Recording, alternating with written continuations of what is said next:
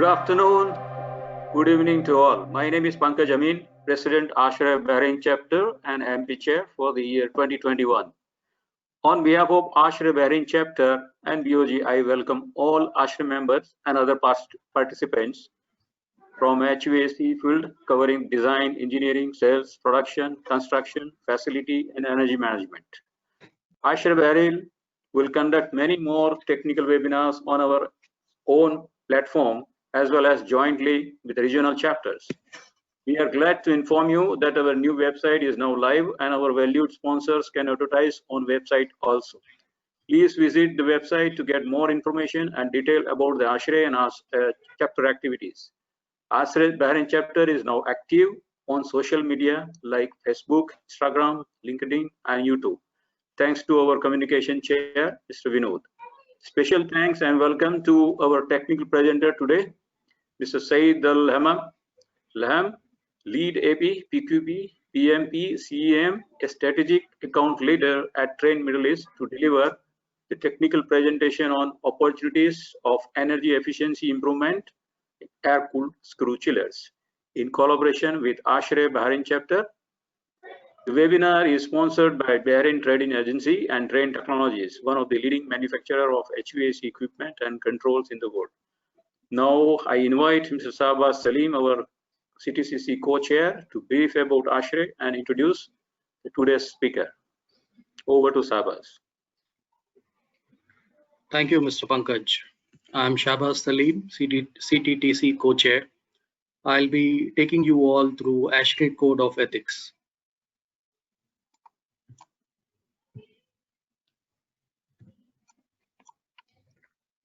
ASHRAE Code of Ethics. In this and all other ASHRAE meetings, we will act with honesty, fairness, courtesy, competence, inclusiveness.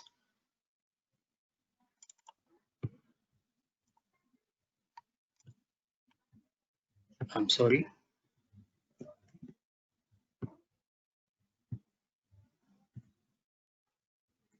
In this and all other ASHRAE meetings, we will act with honesty, fairness, courtesy, competence, inclusiveness, and respect for others, which exemplify our core values of excellence, commitment, integrity, collaboration, volunteerism, and diversity.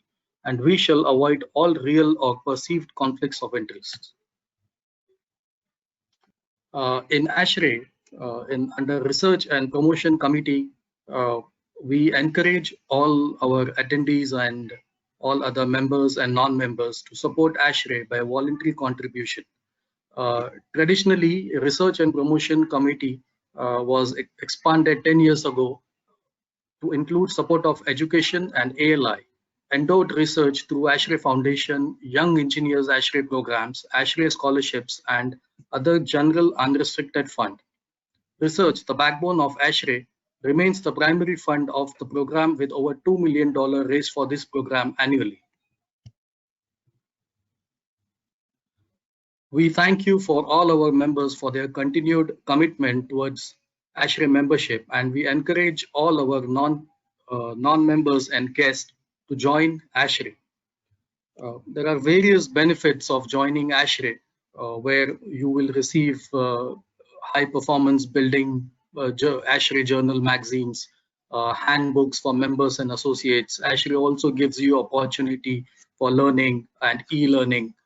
There are discounts in the bookstores, and also ASHRAE provides you opportunity to avail and be certified under various programs. Now there are various types of memberships. You can be, if you have experience of more than 12 years, you can become a member, or if less than 12 years, you can be an associate member or an affiliate member. You can log into ASHRAE website, join.ashrae.org for more details. ASHRAE Global Training Center conducts various online web series which are detailed here. Few of them are these are conducted at regular intervals. More details can be viewed on our website ashrae.org/global training center. We would like to welcome a few of our new members, Mr. Amit Karani, Mr. Nurullah Abdullah Khudus, and Mr. Nixon Simon. Today's topic of the webinar is opportunities of energy efficiency improvement in air-cooled screw chillers. And the presenter is Mr. Saeed Al-Laham. Mr. Saeed has 25 years experience in air conditioning and refrigeration industry. His diversified experience in Canada and Middle East included design and project management. He is LEED accredited professional, certified energy manager, and Pearl qualified professional. He joined Trane in 2009, and since then, he works with design engineers and consultants to provide innovative, energy efficient, and environmental sustainable solutions. We thank our webinar sponsor, Bahrain Trading Agency, for having this session. You can post your question in the question panel or using the question button if you are logged in through mobile. At the end of webinar, please fill the webinar evaluation form. Now I would like to welcome Mr. Saeed to present the webinar. Thank you. Thank you, Shahbaz.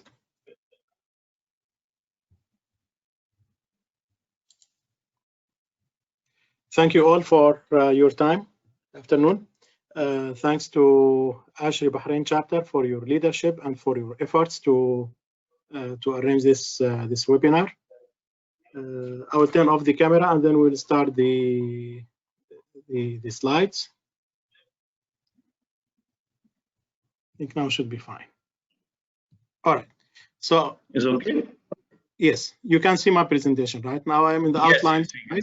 Okay. Yes. So our topics today is about reducing the energy intensity in the world and understand the importance why we want to reduce the energy intensity of the world. We will talk about the technology of air-cooled screw chillers, the components used, and the performance of air-cooled screw chillers, and how to maximize the efficiency of usage of air-cooled screw chillers. We will explore the options of heat recovery and heat pumps. Every company has environmental sustainability goals. For example, the company I work for, our objective is to reduce our customer carbon footprint by 1 gigaton in the next 10 years. Emission of greenhouse gases such as CO2 is responsible for the global warming. There are two types of emissions or carbon footprint. First type is direct. This is related to the leak of refrigerants to the atmosphere. We made seminars and webinars before about the new generation refrigerants with the low GWP. So we will not talk about this today, as it will need a webinar by itself. We can arrange a webinar if required in the future.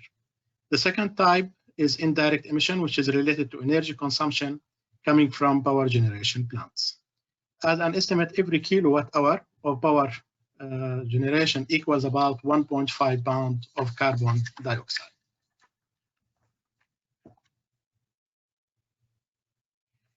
Buildings account for 47% of the world greenhouse gas emissions. About 49% of the energy usage is from residential, industrial, and commercial buildings. So this is a considerable percentage of the world energy consumption. Any little saving that we can make in the building energy consumption is significant and important. In the last 10 years, we started hearing of more buildings about net zero energy buildings and carbon neutral buildings. Reducing energy intensity is paramount because it means reducing greenhouse gases emissions and reducing carbon footprint. So we take this opportunity to maximize the building energy efficiency. One approach, for example, is to select more efficient equipment. For example, instead of selecting a chiller with 2.8 COP, we can select a chiller with higher COP, such as 3.1 or more.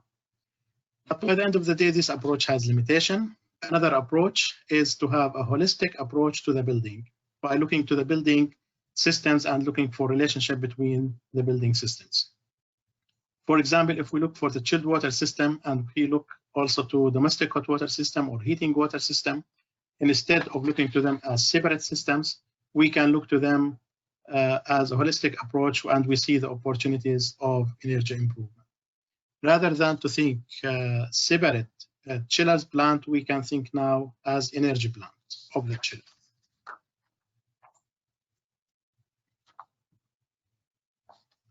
So let's have a look at the chiller, the components of the chiller. In the chiller, we have the compressor, We have the refrigerant piping. We have here the oil separator. We have here the condenser coil. We have here the fans. And we have the electrical and control panel. And we have here the all encased in the casing and in the frame. The main energy consumers of the chiller are the compressor and the fans, but the major one, of course, is the compressor. We have also here, I forgot, the evaporator and the expansion valve. So if we look to the compressor,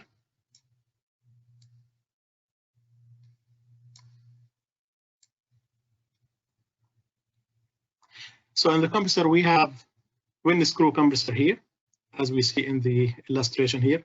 We have here the motor winding, bringing power to the stator. We have here the rotor. This compressor is direct drive, so the speed of the motor is a 3000 RPM synchronous two-pole induction motor. So the speed is 3000 RPM. We see here two helical rotors. This is the male and the female helical rotors. We have here 4 bearings. Helical rotors optimized for R134A and R1234ZE refrigerants. Now, R134A is an HFC refrigerant. It has 0 ODP, but the global warming potential of R134A is high, is about 1,370. While the R1234ZE is a new generation refrigerant, it's HFO refrigerant having ultra low GWP in the range of 2.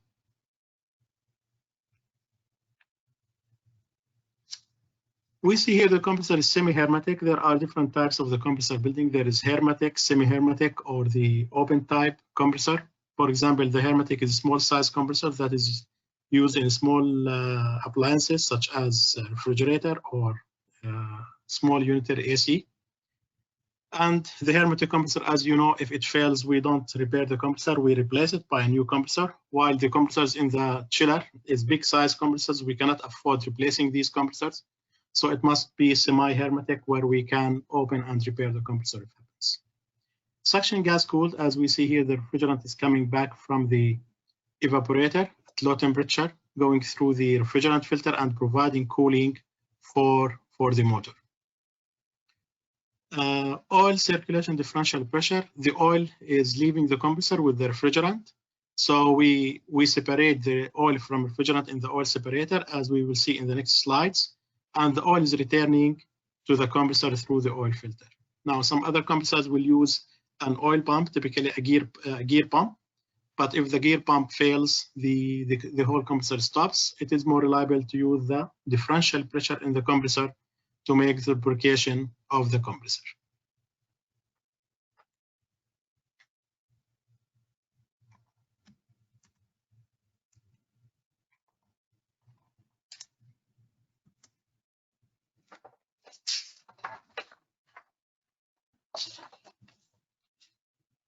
As you know, most chiller manufacturers use before reciprocating compressors, but reciprocating compressor has many moving parts, so it was less reliable.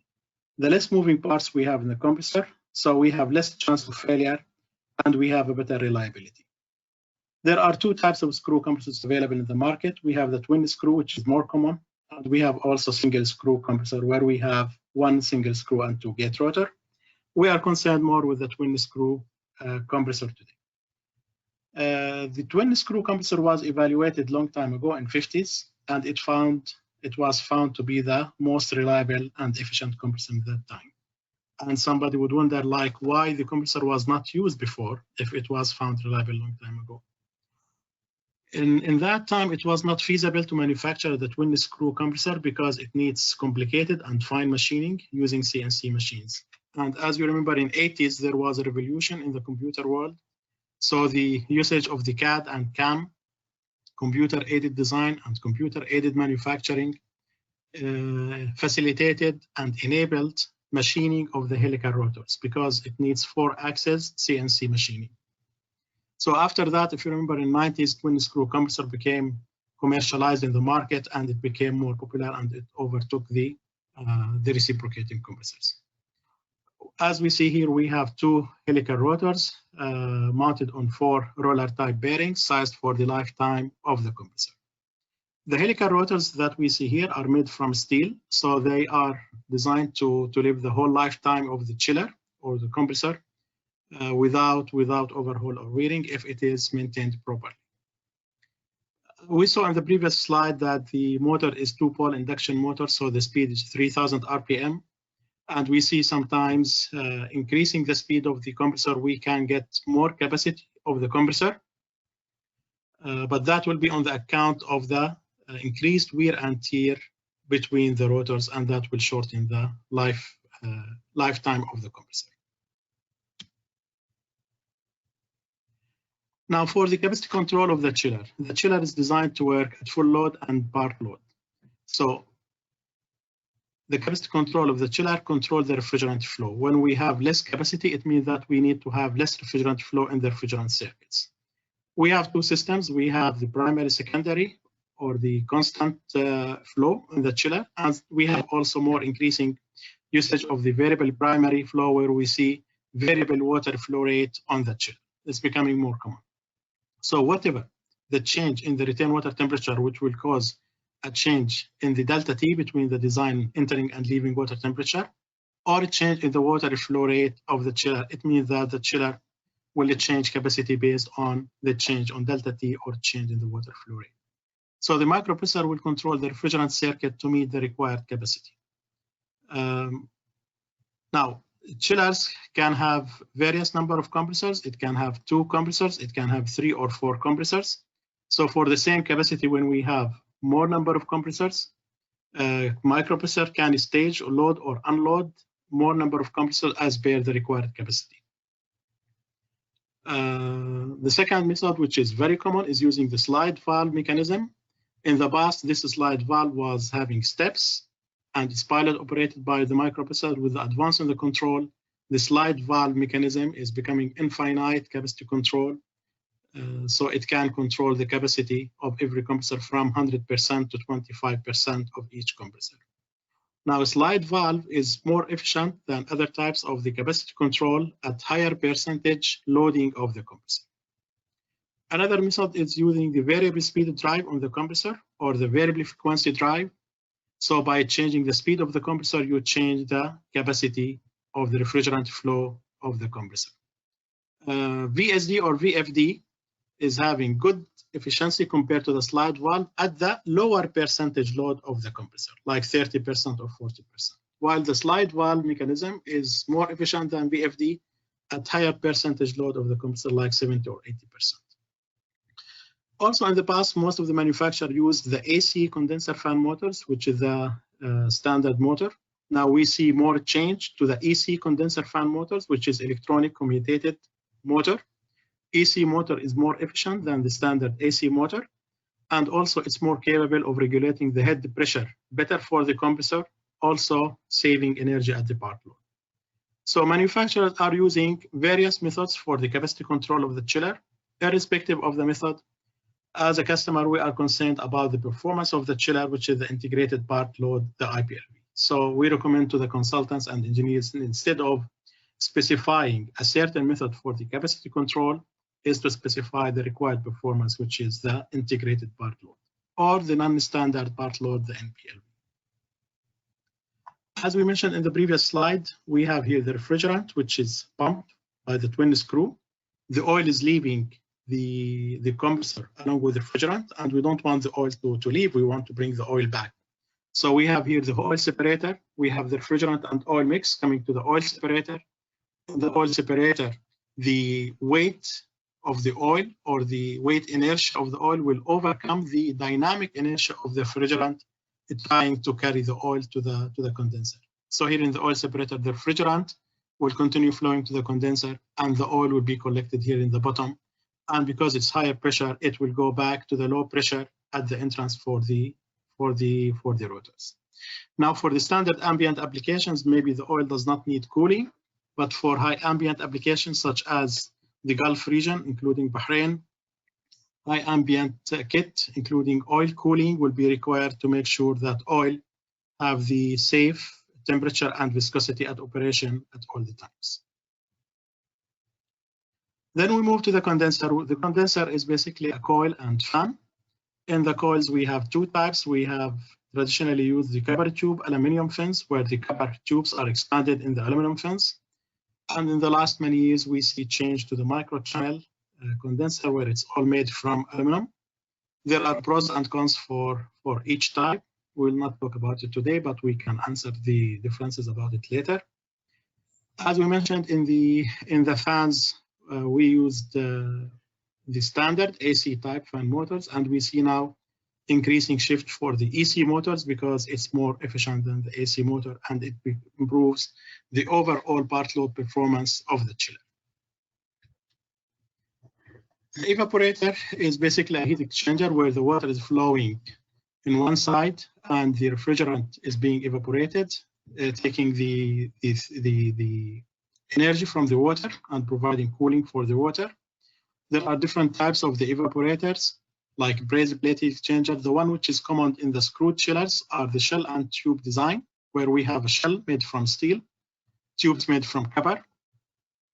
Traditionally, the types of the evaporator is the DX, flooded, and the new generation is the falling film evaporator. Now, there are pros and cons for each type, like the direct expansion, the water is flowing in the shell, refrigerant is flowing in the tubes, and the refrigerant charge is low, which is good, but the heat transfer efficiency is poor. The flooded type used like a ball valve for metering, where the shell was flooded with liquid refrigerant. About 1/3 of the shell was flooded with liquid, 2/3 is flooded with vapor refrigerant, and the water is flowing inside the tubes. Now, this design of the flooded is having excellent heat transfer efficiency, but the drawback is that it has big refrigerant charge, which is not good for the reliability of the chiller and not good from environmental point of view. Now, the hybrid evaporator or the falling film evaporator, it acts as a flooded, but it uses electronic expansion valve or expansion valve to expand the refrigerant in the shell, and the water is flowing inside the tubes. So the falling film evaporator got the advantage of the good heat transfer efficiency of the flooded type and got the advantage of low refrigerant charge in the evaporator.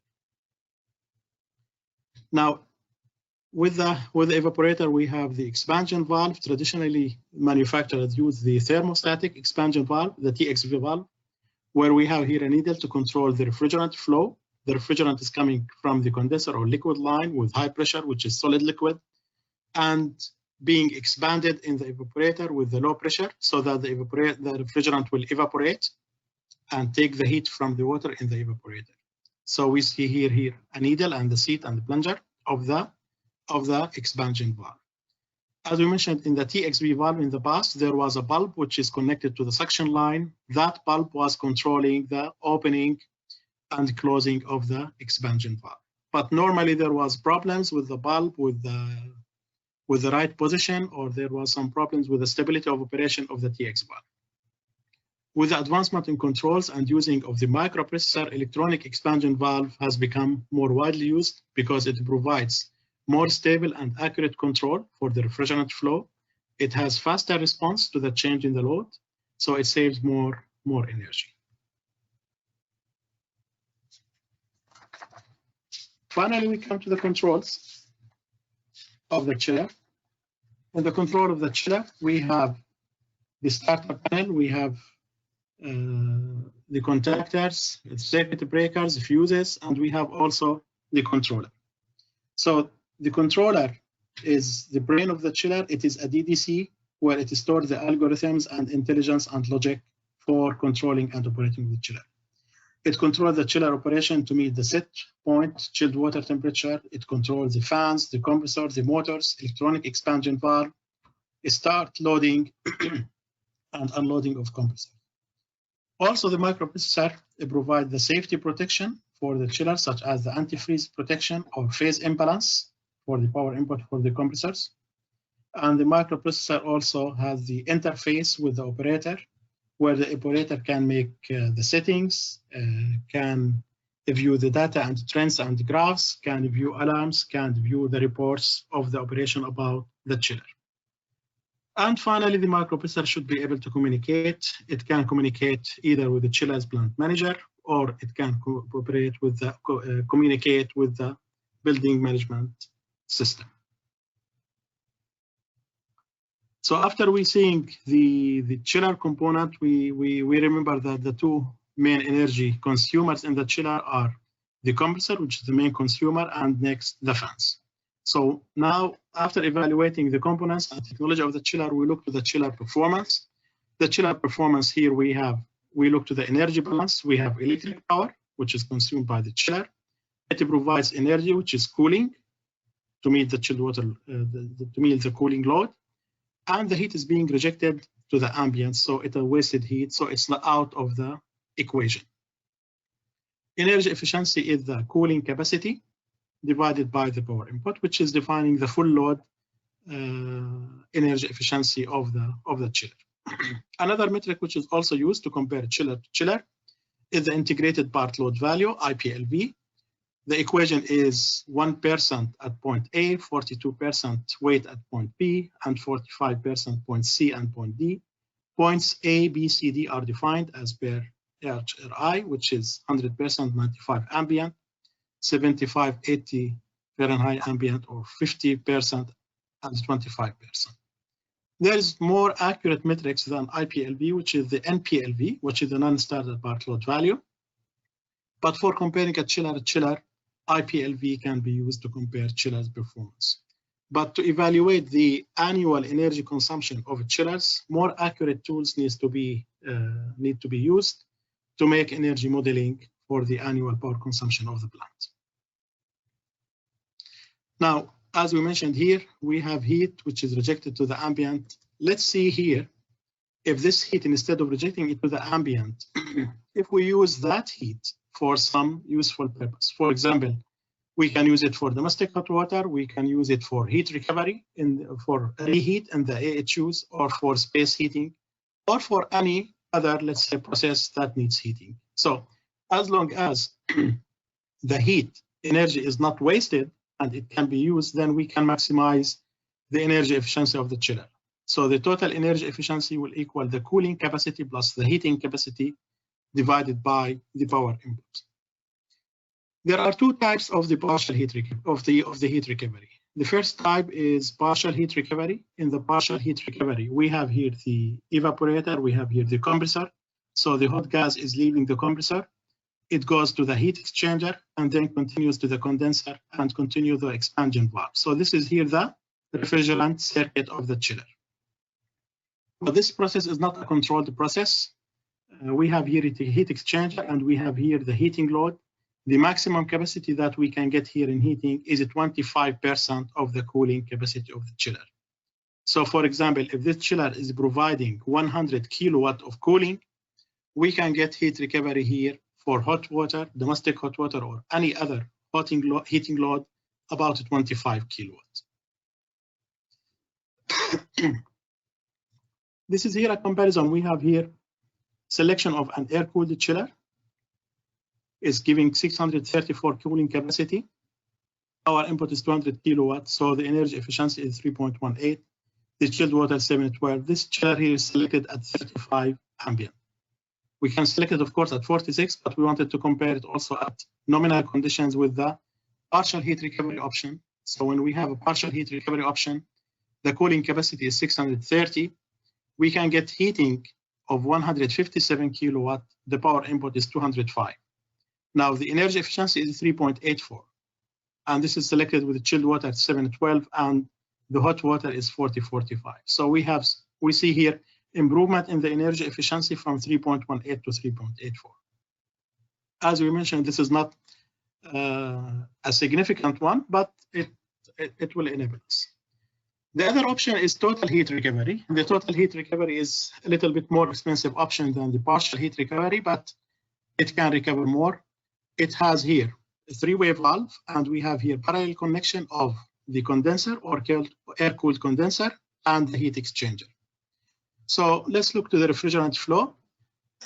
When the chiller is in the chiller mode, we have here the hot gas leaving from the compressor, and when it's working as chiller, all the refrigerant will be going to the air-cooled condenser and will continue the expansion valve. So this is here the refrigerant circuit.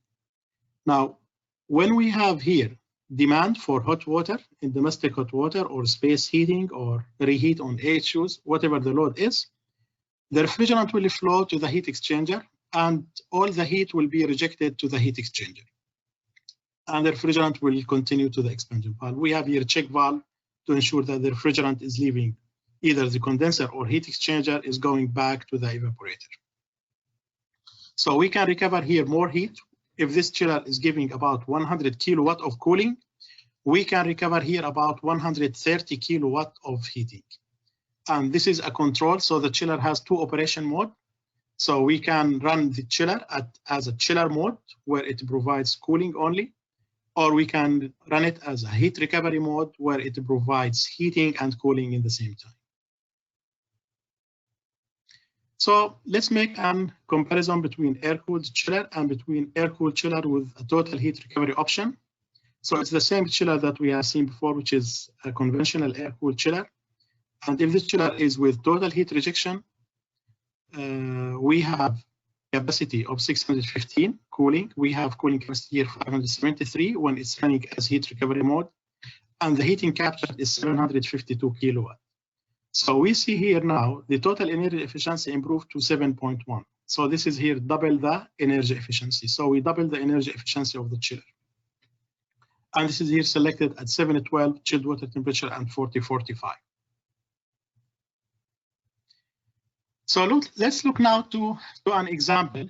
Let's look, for example, for we have a commercial or residential building. The total load of the building is a 300 ton. This is the peak load. The chillers configuration, we have two air-cooled chillers. Every chiller is 150 ton, selected at 46 ambient, and chilled water 712. So the chiller power input is about 225 kilowatt at the design conditions. And let's say that the hot water system is a separate system.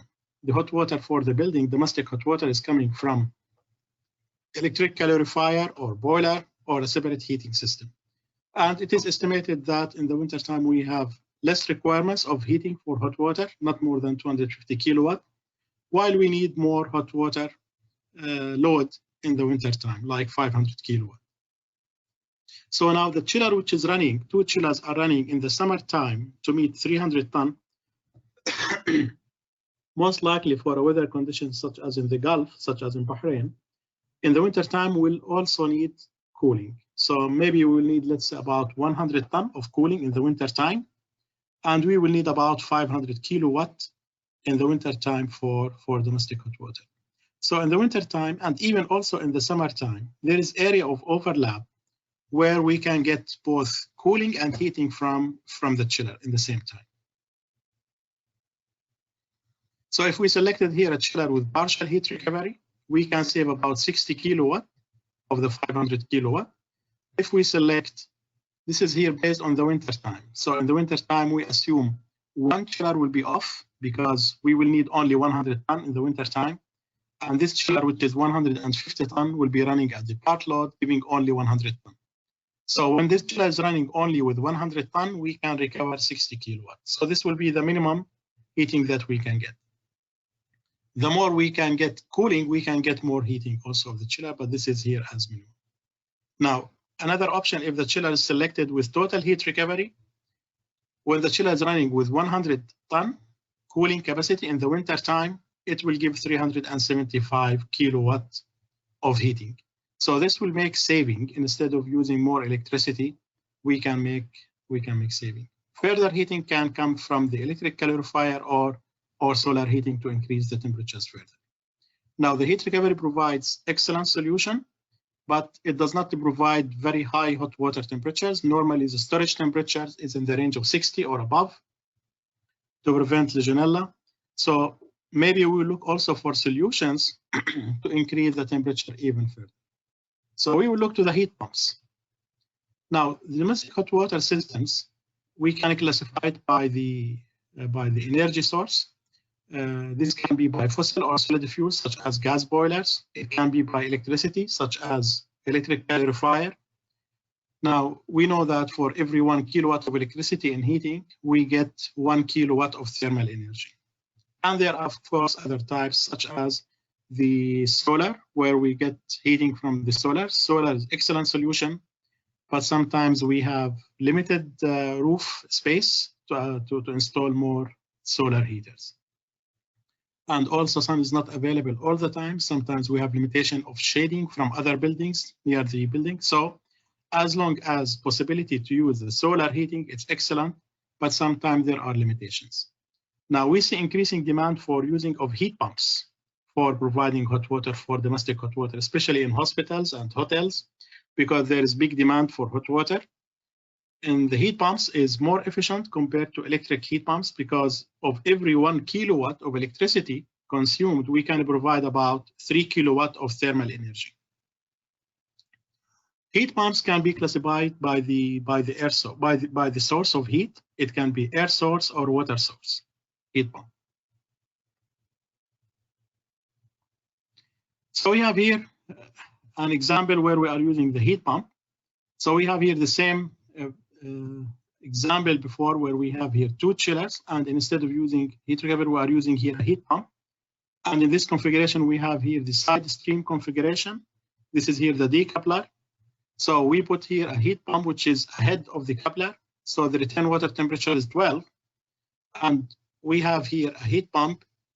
The 12 temperature is coming to the evaporator, getting cooled, and getting here 7. It's getting mixed with the 12. So the temperature of mixing is about 10. So that will minimize the load on the air-cooled chiller. So instead of this chiller to run with 100 ton in the winter time, if this heat pump, for example, is providing 50 ton of cooling, then this air-cooled chiller will be running only with 50 ton instead of 100 ton. And in the condenser side, the hot water will go to the calorifier. This is here a selection or the data sheet for a typical heat pump. This is a water source heat pump. So it is providing cooling capacity of 48 ton, let's say approximately 50 ton. And this is using a new generation refrigerant, R1234ZE. And the R1234ZE has a better map compared to the R134A. So we can get a higher condensing temperature. So here in the condenser, we have entering water temperature of 65 and leaving 70. In the chilled water, we have entering 12 and leaving 7. So let's see what are we doing with 100 kilowatt of power consumption. So this machine is consuming 100 kilowatt, right? With 100 kilowatt, we are providing useful energy, which is cooling, of about 168 kilowatt of cooling, and it's providing 275 kilowatt of heating. So the total energy efficiency is 4.39. So if we were using electric heater to heat water, we need 275 kilowatt of heating, and we would need about 75 kilowatt for cooling. So 75 plus 275, that would be about 350 kilowatt for providing the same energy of cooling and heating. By using heat pump, we consume 100 kilowatt to provide that energy. So the difference is 350 minus 100, we have difference of about 250 kilowatt. So if this heat pumps operates for 4 hours in the day, we will have daily saving of about 1,000 kilowatt hour per day.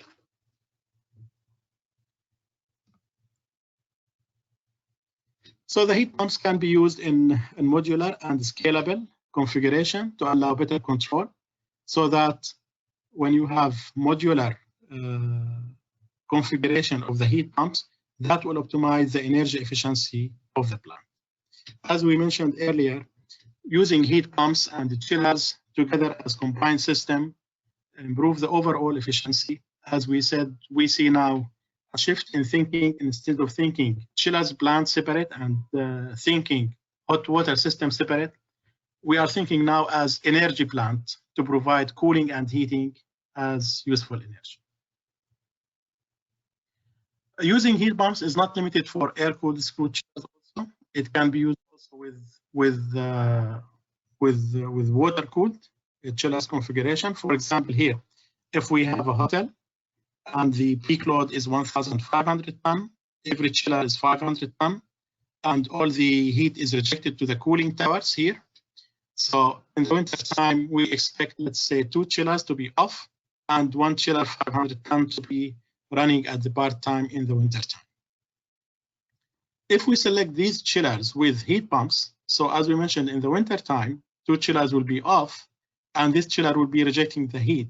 And instead of rejecting the heat of this chiller to the cooling tower, where we consume power in the tower fans and consuming water, we can loop that water to be load in the heat pumps. So the temperature of the water can be in the range of 20-25. That will enter the evaporator side of the heat pump.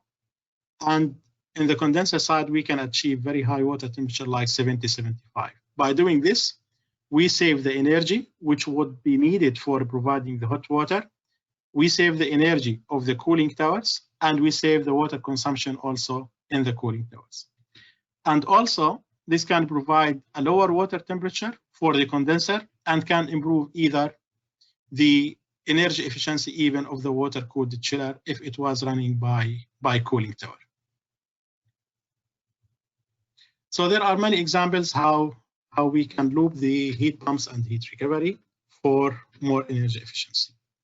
So in summary, there are opportunities to enhance the energy efficiency by combining cooling and heating systems together.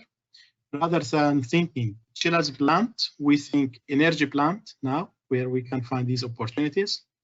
Partial and total heat recovery options are available from many manufacturers in the market, providing cooling and heating as one mode or dual mode. Heat pumps also is available, and it can provide higher and elevated hot water temperatures, 60 temperatures and above, like 60 or 70 Celsius temperatures. And it is advisable to select modular size heat pumps to allow better control and optimize efficiency of the plant. And heat pumps does not contradict with the solar energy. Actually, it's an extension of the renewable energy. Remember that the sun is the primary source of energy for the earth. So it provides energy, it stores energy in the water, it stores energy in the air. So by using air source heat pumps or using water source heat pumps, we extend the usage of the renewable energy and of the solar energy. And the last also recommendation is, while we are always thinking equipment and we are trying to select more efficient equipment, that's good. But another also hidden opportunities of energy efficiency is to think system. We here see one example, which is about the cooling and heating. There are other examples, such as using thermal storage, ice thermal storage, or considering the chilled water system by increasing the delta T to minimize the power consumption in the pumps. So thinking systems, and remember that the energy meter is on the building level. So we want to reduce the overall annual power consumption or energy consumption of the building. By helping every building to reduce the annual energy consumption, we help the planet to reduce the energy intensity of the world. By this, we come to the end of our presentation. Thank you all for your attention and for listening, and we will be available for questions and answers.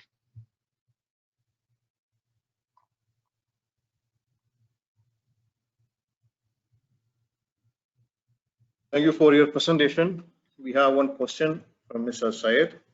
He's asking, in terms of maintenance, what are the drawbacks of microchannel condenser?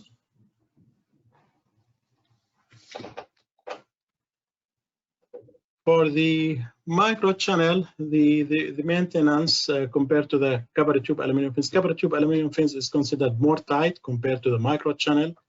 Many operators consider the copper tube aluminum fins cleaning is easier compared to the microchannel.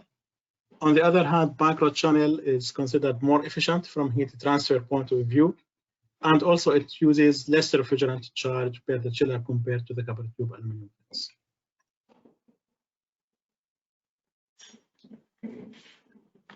If anyone is having the question, please raise your digital hand. Okay, Angaji, you can. Yeah, Mr. Said, can you just elaborate on application of this heat pump for the retrofit jobs?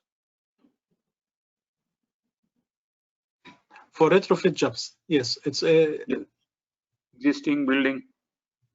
Especially for hotels and hospitals, it proves to be a feasible option. So we need to study the cooling load and the heating load, and the heat pumps can be installed even if there is, let's say, electric calorifiers, which is there. The heat pump can be also introduced and will minimize the power consumption of electric calorifiers. So suppose you have 3 calorifiers, each one is 1,000 kilowatts, which is providing the hot water. We don't have to change these boilers. We don't have to change these calorifiers. These ones can remain there. By introducing the heat pumps, it will be loaded by providing the heating and so on. And then the electric can be used for trimming to provide whatever heating is required further, if required. Thank you. I have a question with Mr. Said. Mr. Said, one is that when you don't have heat pump, you're just using the chiller, then you shown the temperature of the hot water supply in return is 40 and 45, which will not be sufficient for the Legionella bacteria, which the people encountered, and it's a sort of problem.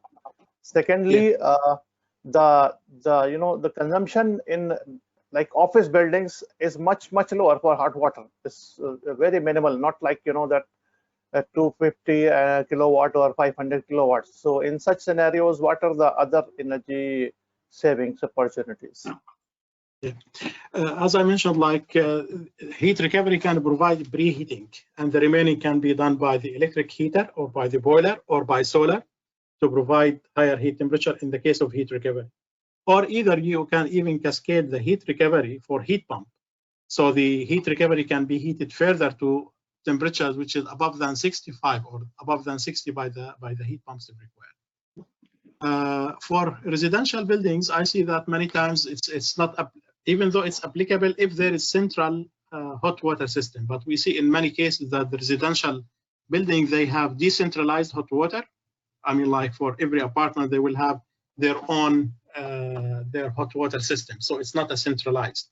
So in this case, using a heat pump for the whole project is not feasible from convenience point of view. But for some other projects where we have like hotels, where the operator and the owner is paying the bills, there is like a central hot water system.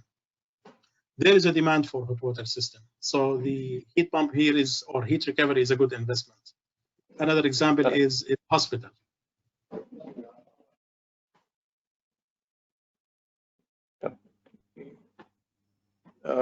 We have one question from Mr. Anand. I will unmute you. You can ask the question directly.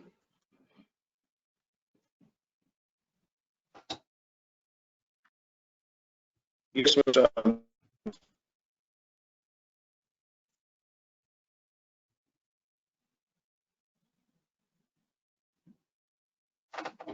Hello? Mr. Anand.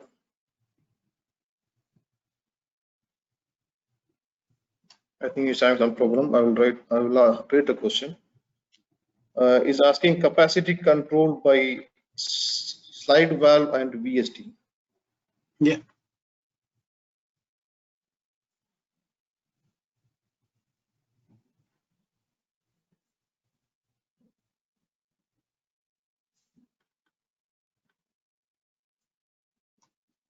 Yes, Mr. Said.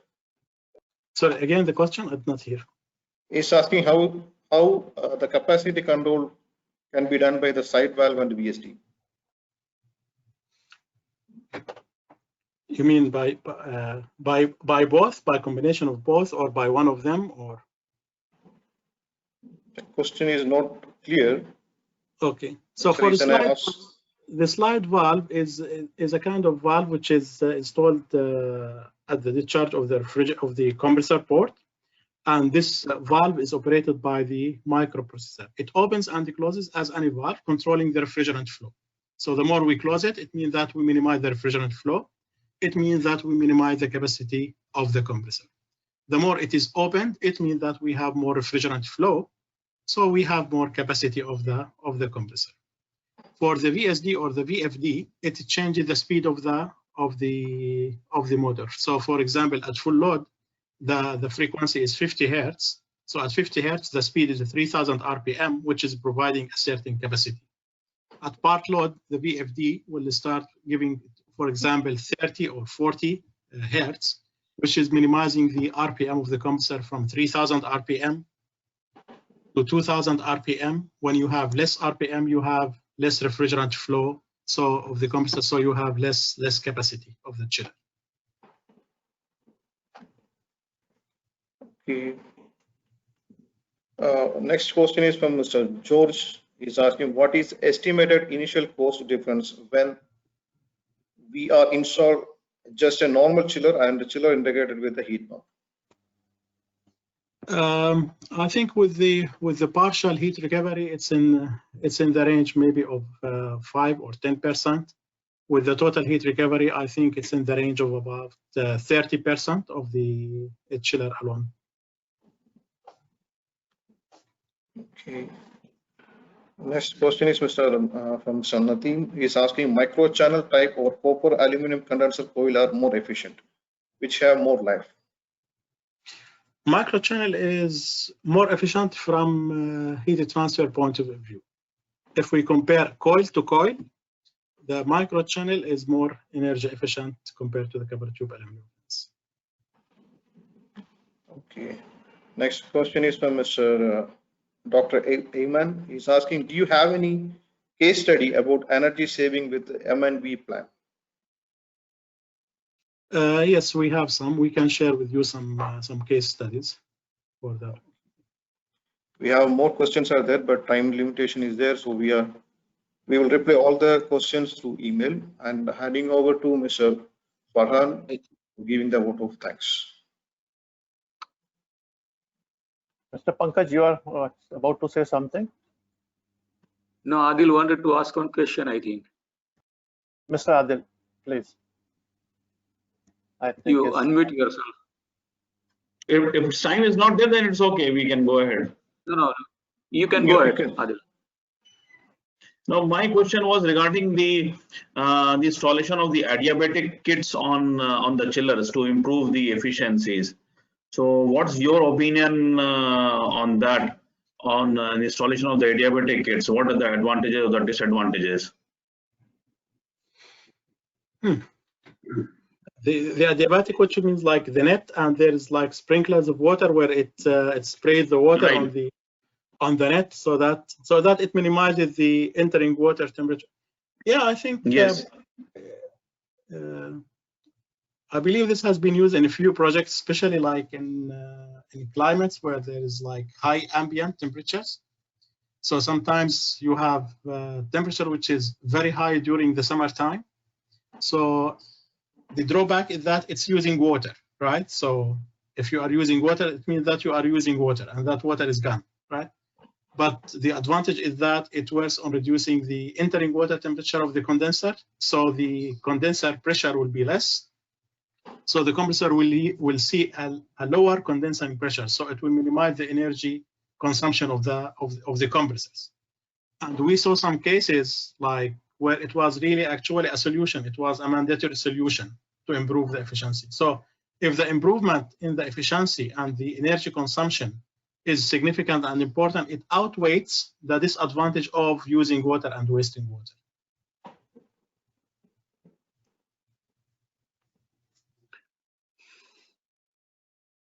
Okay, this brought the conclusion of the event, and it's time for vote of thanks. Good evening, ladies and gentlemen. It gives me immense pleasure to deliver the vote of thanks for this wonderful evening. It was a stunning lecture by our eminent guest on the topic, opportunities of energy efficiency improvement in air-cooled chillers, screw chillers. I'm sure everyone has gained valuable knowledge. So a big thank for our guest speaker, Mr. Saeed Al-Laham. This wonderful evening became possible due to the vigorous efforts of our IT team, consisting of Mr. Yunus and Mr. Vinod. And I can say with conviction that everyone enjoyed it. So a deserving thank for both of them. Finance is the backbone of our all events. So we are fortunate enough to have our web sponsors who always stood by us. I take this opportunity to thank our sponsors, BT and Train, whose valuable contribution made this event possible and successful. Our website is live now, and you can access all the details of upcoming events. So I will request you please do visit us at www.ashrebahrain.org with your friends, and also forward and share the details to your colleagues in industry. Last but not the least, a big thanks to all of you for joining in great numbers and making this event so unique. Please do not forget to give the valuable feedback so that we can improve in our upcoming events. With this, we conclude the webinar. On behalf of Ashraf Bahrain Chapter President Mr. Pankaj Amin and Ashraf Bahrain team, we thank you all. Enjoy your evening and good night. Thank you all. Thanks a lot.